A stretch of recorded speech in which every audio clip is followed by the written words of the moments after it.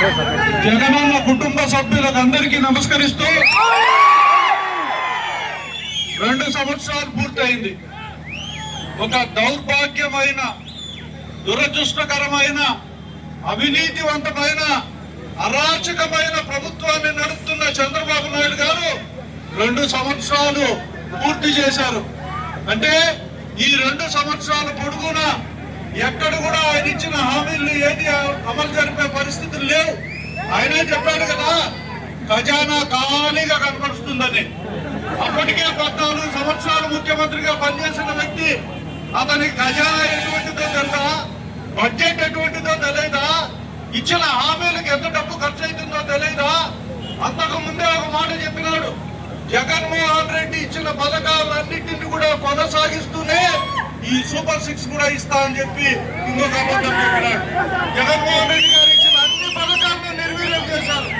Super 6 గాలి వదిలాడు. ఎన్ని సిలిండర్లు ఇస్తామన్నాడే సంవత్సరానికి? ఎన్ని ఇచ్చాడు మనకు? నిరుద్యోగ వృద్ధి కథ ఏమైంది? ఈరోజు కాక్రోచ్ జనతా పార్టీ ఒకటి వచ్చిందంటే దానికి కారణం ఈ నిరుద్యోగ సమస్య. నిరుద్యోగులకు ఎక్కడా కూడా ఈ రోజు అవకాశం లేదు, ఉద్యోగాలు లేవు. 1,30,000 ఉద్యోగాలు జగన్మోహన్ రెడ్డి గారు ఏక గంటలో, ఒకటే ఒక గంటలో భర్తీ చేసే కార్యక్రమాన్ని పూర్తి చేస్తే వీళ్ళు 2 సంవత్సరాల్లో కూడా 16,000 మంది టీచర్లకు ఇచ్చేదానికి, అది కూడా అవినీతివంతమైన పద్ధతిలో ఆ డిఎస్సి సెలక్షన్ ఒక పక్క జరిగింది. ఇంకో పక్క మీరు చూస్తే దోపిడీలు ఎక్కువైపోతున్నాయి, దౌర్జన్యం ఎక్కువైపోతుంది.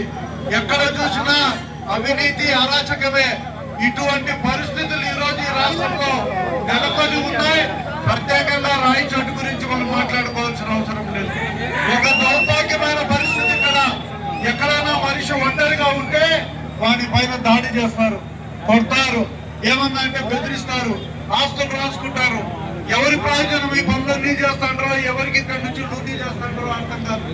ఏమయ్యా, మా చేత కాదా ఈ దౌర్జన్యాలు చేయడానికి?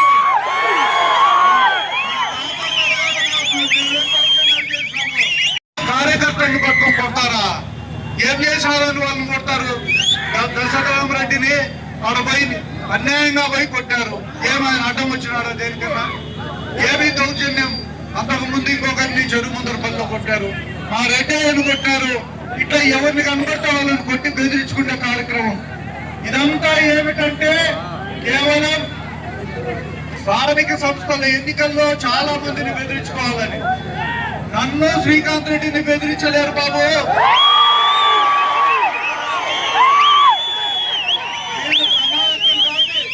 మీ వెనక మేమందరం ఉండాం, మీతో పాటు నడుస్తాం, నామినేషన్లు వేయిస్తాం.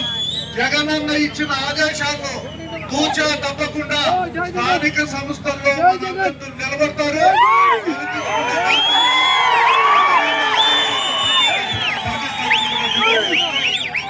మీ అందరికీ అండగా ఉండడానికి సిద్ధంగా ఉన్నాము. రాబోయే ఎంత కష్టకాలం వచ్చినా సరే మనందరం కలిసికట్టుగా ఎదుర్కొనేదానికి సమయం సిద్ధం కావాల్సిందే. ఎక్కడైనా సరే ఒక దౌర్జన్యం జరిగితే అందరూ అక్కడ ఉమిగూడైనా సరే ఒక నిరసన కార్యక్రమాన్ని తెలియజేయడం ద్వారా అయితేనేమి, అవసరమైన ప్రతిఘటించైనా సరే తరిమి కొట్టే కార్యక్రమాలు. అవకాశం ఇచ్చిన మీ అందరికీ కూడా ధన్యవాదాలు తెలుపుకుంటూ సెలవు తీసుకుంటాం.